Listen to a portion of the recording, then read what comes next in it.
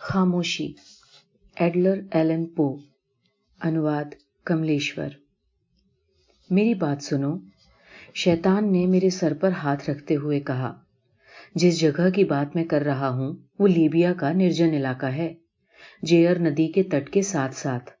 वहां न तो शांति है न खामोशी। नदी का पानी भूरा और मटमैला है। वो सागर की ओर नहीं बहता, बल्कि सूरज की लाल आंखों के नीचे एक ही जगह पर उबलता रहता है। नदी के कोमल तटों पर मीलों तक पीले कमलों का रेगिस्तान फैला है। ये कमल दैत्याकार हैं। वे उस एकाकीपन में एक दूसरे पर झुके आहें भरते रहते हैं और अपनी लंबी और भूतों की सी गर्दनें आसमान की ओर फैलाए रहते हैं, सिर हिलाते रहते हैं। उनके हिलने से एक मध्यम सी ध्वनि बार बार उठती रहती है। पर उनके राज्य की भी सीमा है। अंधेरे, भयावह, ऊंचे ऊंचे जंगलों की सीमा। वहां छोटे पौधे हमेशा हिलते रहते हैं, लेकिन पूरे स्वर्ग में हवा नहीं चलती। और ऊंचे आदिम पेड़ तीखी आवाजें करते हुए इधर उधर झूमते रहते हैं। उनकी ऊंची चोटियों से चिरंतन ओस कण बूंद बूंद कर टपकते रहते हैं। जड़ों के पास अजीब जहरीले फूल कष्टमय निद्रा में कराहते रहते हैं। और ऊपर भूरे बादल तीखे शोर के साथ हमेशा पश्चिम की ओर भागते रहते हैं, लेकिन पूरे स्वर्ग में हवा नहीं चलती। रात और बारिश पड़ रही थी तो बारिश थी, पड़ चुकी तो खून था। और मैं ऊंचे कमलों के बीच खड़ा था। बारिश मेरे सर पर पड़ रही थी। निर्जनता में कमल आहें भर रहे थे। और अचानक भीनी धुंध में से चांद निकल आया, लाल लाल चांद। मेरी नजर नदी के तट पर एक भूरी बड़ी चट्टान पर पड़ी। उसके सामने वाले भाग पर कुछ अक्षर खुदे हुए थे। मैं कमलों के बीच चलने लगा और उसके किनारे के निकट आ गया, पर मैं अक्षर पढ़ नहीं सका। मैं वापस लौट रहा था कि चांद अपनी पूरी लालिमा के साथ चमक उठा। मैंने चट्टान को देखा, उस पर लिखा था बयाबान। मैंने ऊपर की ओर देखा।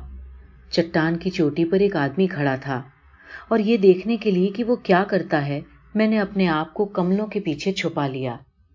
वो आदमी कद में लंबा ऊंचा था और कंधों से लेकर पांव तक रोमन चोगे में लिपटा हुआ था।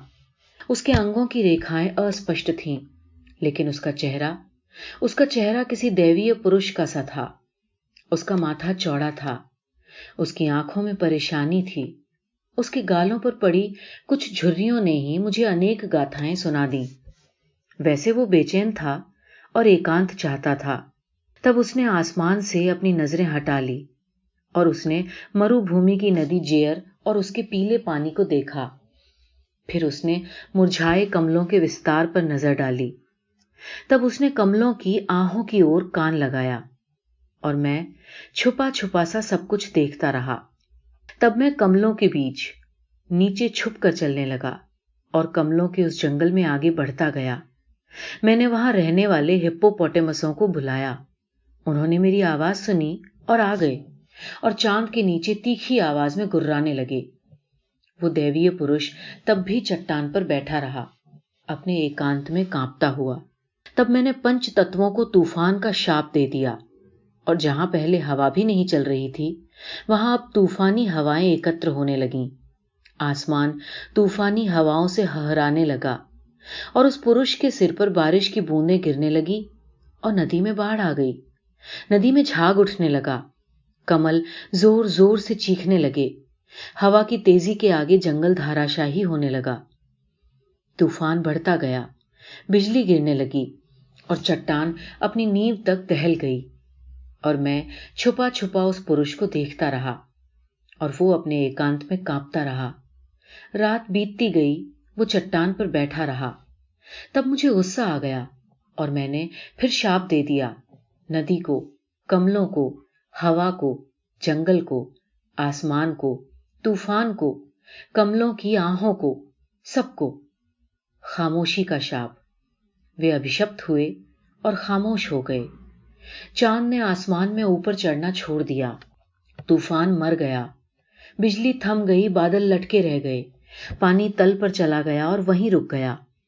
वृक्षों ने झूलना छोड़ दिया, कमलों की आहें रुक गईं, उनकी आवाजें भी मर गईं, और उस अनंत मरुस्थल में किसी परछाई की कोई भी आवाज नहीं रही। और मैंने चट्टान पर खुदे अक्षरों को देखा। अब वो बदल गए थे। अब वो अक्षर थे खामोशी। अब मेरी नजर उस पुरुष के चेहरे पर गई। उसके चेहरे पर भय की छायाएं थीं। जल्दी से उसने अपने हाथों से अपने सिर को उठाया और चट्टान पर खड़ा हो गया और सुनने लगा। पर पूरे अनंत विस्तार में कोई स्वर नहीं था, और चट्टान पर खुदे हुए अक्षर थे खामोशी। पुरुष कांप उठा। उसने मुंह घुमा लिया और तेजी से वहां से भाग गया। उसके बाद मैंने उसे कभी नहीं देखा। मकबरे की छाह में बैठकर शैतान ने उस दिन जो कहानी मुझे सुनाई, उसे मैं सबसे आश्चर्यजनक कहानी मानता हूं। और कहानी का अंत होते ही शैतान मकबरे की दरार में जाकर लेट गया और हंसने लगा। पर मैं शैतान के साथ हंस नहीं सका, और क्योंकि मैं हंस नहीं सका, इसलिए उसने मुझे शाप दे दिया।